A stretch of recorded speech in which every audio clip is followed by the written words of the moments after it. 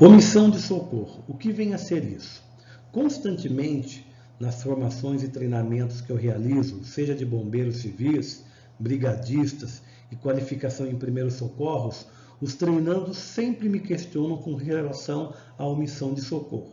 Ou seja, a grande pergunta é: eu sou qualificado em primeiros socorros, em combate a incêndio, sou um brigadista, sou um bombeiro civil. Porém, fora da minha atividade de trabalho, estou em um local público. Alguém passa mal próximo de mim. Se eu não socorrer essa pessoa, não aplicar as técnicas e os conhecimentos do meu cotidiano, eu posso ser preso? Eu estou cometendo algum crime? Vamos tentar, então, entender um pouquinho sobre a legislação brasileira que trata o assunto para tirar algumas dúvidas das pessoas que me perguntam a respeito disso. A omissão de socorro está prevista no Código Penal Brasileiro no seu artigo 135.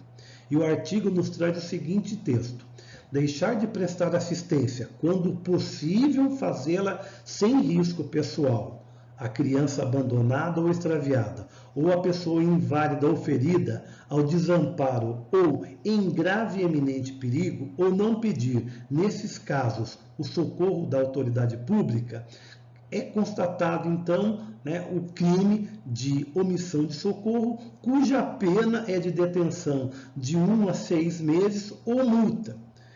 Ainda, se porventura houver essa omissão, ela resultar numa lesão corporal de natureza grave, essa pena pode ser aumentada na metade e triplificada se resultar na morte da pessoa. Mas vamos tentar entender um pouquinho esse texto legal, com relação a esse crime, que as pessoas sempre esbarram e têm medo de cometer ele no dia a dia, principalmente quando tem essa formação de brigadista, de bombeiro civil, tem essa formação de primeiros socorros. Então o texto traz para nós o seguinte, que deixar de prestar assistência, primeira coisa, quando possível fazê-la sem risco pessoal. Ou seja, primeira coisa que nós temos que levar em conta é o seguinte, eu estou fora da minha atividade de trabalho e me deparo com uma pessoa acometida de um mal súbito ou de qualquer moléstia que seja. Eu tenho condição de prestar o primeiro socorro a ela sem colocar a minha vida em risco? Então, essa primeira, eu tenho um equipamento, vamos pensar o seguinte, a pessoa está sangrando, eu tenho uma luva de procedimento para tocar nessa pessoa e a partir daí, então, atender a questão do socorro sem colocar a minha vida em risco?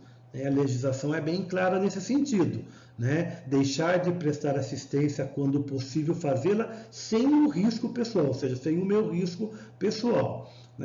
Um outro detalhe bastante importante que nós temos que olhar para a lei, que a lei não fala tão apenas de eu exercer os meus conhecimentos técnicos de primeiros socorros, Ela também fala na questão de pedir auxílio, ou seja, o não pedir auxílio, nesses casos, à autoridade pública.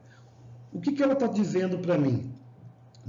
Que o fato de omitir socorro não é simplesmente eu não utilizar técnicas adequadas para atender uma vítima, mas também a questão de chamar a autoridade pública competente nesse assunto para prestar o socorro à vítima. Isso quer dizer o seguinte para nós, mediante a lei: eu sou um bombeiro civil, eu sou um profissional brigadista, eu sou formado em primeiros socorros. Porém, eu me deparo com uma situação de uma vítima próximo a mim, perto de mim, mas eu não tenho equipamentos para prestar um bom socorro.